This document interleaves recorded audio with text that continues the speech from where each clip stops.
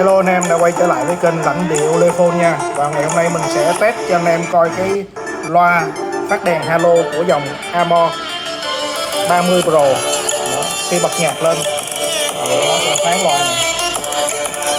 Đây là màn hình sau.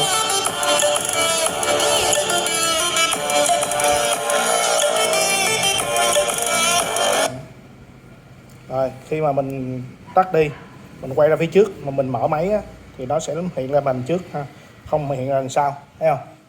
Đó. Đầy đủ một chức năng, cấu hình cực kỳ là khủng bố luôn. Ok nha anh em.